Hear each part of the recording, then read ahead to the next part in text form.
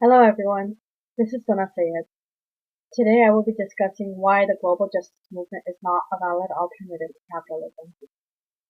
To understand this issue, you must first define the global justice movement and capitalism. The global justice movement is defined as a system where all individuals have equal access to economic and political power. This allows for a decentralized ownership, which allows for everyone to have ownership rather than a few elite owners. And while advocates say that will make for a more fair and more just society, I disagree. I believe that this is not a valid alternative to capitalism, and you will see why. Uh, Capitalism is defined as an economic system which is characterized by private and or corporate ownership. Here, prices, production, and distribution are determined by competition in a free market. It is important to understand that the global justice movement will make people more comfortable with what they have rather than moving forward to attain more. They would People will not work towards a better future because no matter how much they work, they would be receiving the same exact compensation as everyone else. That's like saying if someone works as a police officer and someone works as a doctor, they are receiving the same exact compensation. It does not reward someone for being more educated or more experienced. Rather, it's just because everyone wants to be fair and everyone wants to be equal, it does not reward anyone.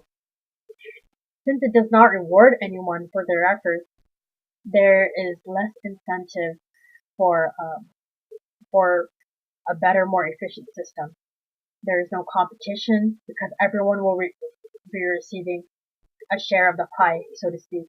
And since it's not competitive at all, people will not be inventing more technological innovations and a productive system. Education is also not uh, strictly advocated for, although in this society, it would be more of a spiritual or personal um, hobby where it's for personal satisfaction. It's not considered an asset as it is in the capitalistic society. Education is a means to an end. It provides uh, job training. For example, if someone wants to become a doctor, they study science, they study the body, etc. And whereas in education is not exactly promoted in the global justice movement, and therefore everyone is not necessarily required to be trained for their jobs. Capitalism also is a better alternative because we we try to promote skilled people. We reward good behavior, basically rewarding someone who is pursuing um, their happiness and taking the opportunities and running with them. In a capitalistic society, as long as individuals pursue these opportunities, they can achieve a better quality of life, whether this be gaining job experience, internships, anything. Um, they are incentivized by benefits, salaries, and while it seems like material things, it provides motivation to work harder. It's like